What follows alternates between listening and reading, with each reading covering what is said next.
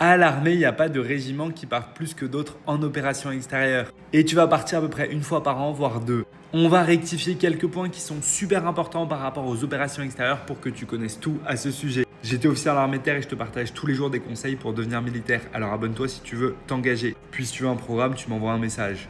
Un militaire a clairement plusieurs missions par an. Mais attention, pas des OPEX. Au niveau des OPEX, comment est-ce que ça fonctionne déjà? Pour bien comprendre. Le président et les politiciens vont dire « Ok, on intervient là, il faut envoyer à peu près tant de personnes. Le but, c'est qu'on fasse ça. » Derrière, il y a des réunions d'état-major qui vont permettre de déterminer qu'est-ce qu'on va faire, comment on va le faire, tout ça. Derrière, il y a le commandement de la force et des opérations terrestres qui va répartir les missions en fonction des brigades. Et ensuite, au sein des brigades, on va répartir en fonction des régiments. Puis au sein d'un régiment, on va répartir en fonction des compagnies et des sections. Donc tu vois que ça part de tout là-haut pour arriver tout en bas. Le truc, c'est qu'aujourd'hui, des missions, il n'y en a pas beaucoup. Ça, il faut être hyper conscient de ça. Il y a très peu de missions actuellement. Ça dépend du contexte géopolitique. On ne peut pas inventer des missions en claquant des doigts. Donc aujourd'hui, si un militaire part une fois dans l'année en OPEX, il est très chanceux.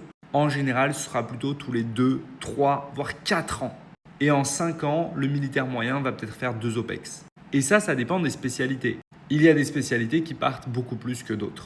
Et il y a même des spécialités qui partent plusieurs fois par an. Ça, c'était le cas dans mon régiment. Il y avait des mecs qui partaient 2 fois par an. T'as des gars qui, en 5 ans, arrivaient à faire 8 OPEX. Mais ça, c'est ultra rare. Ceux qui partent le plus, c'est plutôt la logistique, le soutien, parce qu'il y a moins de régiments. Du côté des régiments de mêlée, il y a moins de départs.